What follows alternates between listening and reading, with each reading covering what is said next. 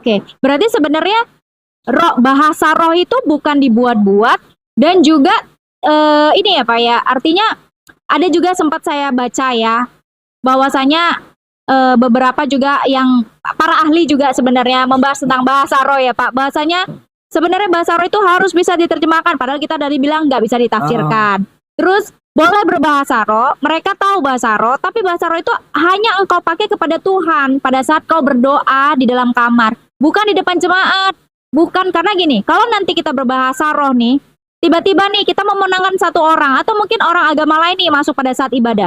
Tiba-tiba orang sedang berbahasa roh. Mungkin salah satunya kalau pas lagi ada pencurian Pentakosta ya seperti KKR, ada jatuh-jatuh. Apakah itu nanti jadi batu sandungan bagi teman-teman atau mungkin orang yang tidak sesama Kristen dengan kita, Pak? Karena melihat itu kayaknya aneh gitu, Pak. Oke, saya mau menjelaskan tentang, ya kembali kita masuk ke pengertian tentang pekerjaan roh ya. Ya, pekerjaan roh. Namanya aja pekerjaan roh. Oh, oke. Kalau pekerjaan fisik, kita bisa lihat, semua bisa menilai. Contoh, saya mau bikin bangku dari sebuah papan. Ya, Anda lihat, saya gergaji. Ya. Saya poles, saya paku-paku, potong-potong. Anda lihat, oh begini. Tapi kalau namanya aja pekerjaan roh, berarti Roh Kudus yang kerjakan. Nah, kalau Roh Kudus yang kerjakan, kadang-kala memang banyak hal yang tidak masuk logika kita. Banyak hal yang nggak masuk pikiran kita manusia. Jangan saudara mencoba-coba untuk memahami pekerjaan roh itu dari logika. Kadang-kala dan sering, bukan cuma kadang-kala, sering kali Roh Kudus itu bekerja di luar nalar kita.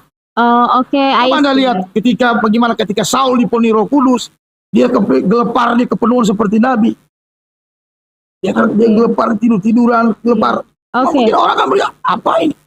Ini aja coba kita lihat pekerjaan roh yang itu. Coba kita buka Kisah Rasul pasal 2. Ayat.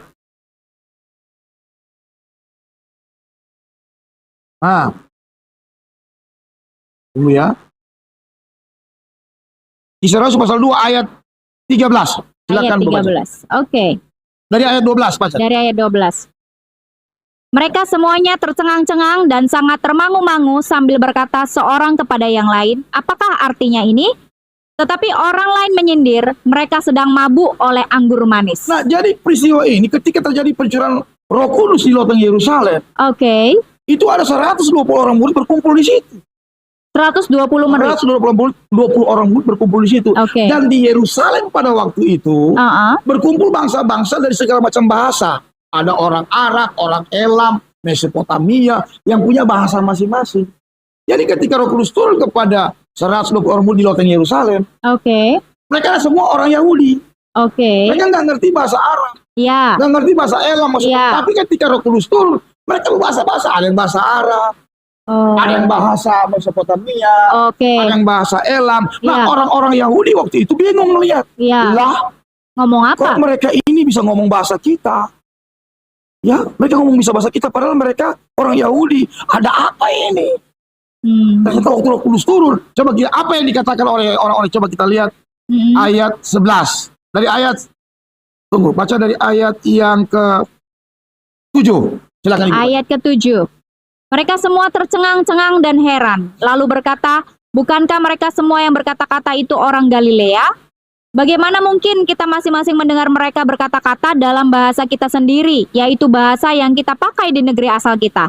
Kita orang Partia, Media, Elam, penduduk Mesopotamia, Yudea dan Kapadokia, Pontus dan Asia, Frigia dan Pamfilia, Mesir dan daerah-daerah Libya yang berdekatan dengan Kirene, pendatang-pendatang dari Roma, baik orang Yahudi maupun penganut agama Yahudi, orang Kreta dan orang Arab.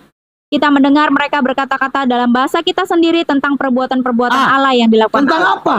Perbuatan besar yang dilakukan Allah. Jadi waktu pencurahan Roh Kudus, baptisan Roh Kudus pertama kali di loteng Yerusalem, orang-orang yang ada di situ melihat dari negara ini, bahkan Alkitab mencatat ada orang Arab. Bayangkan Roh Kudus pakai bahasa Arab loh. Turun kepada orang di antara 120 orang murid itu bahasa Arab. Saya nggak tahu bahasanya model bagaimana. Tapi intinya dari semua bahasa-bahasa yang ada itu menceritakan tentang apa artinya. Perbuatan-perbuatan Allah yang besar.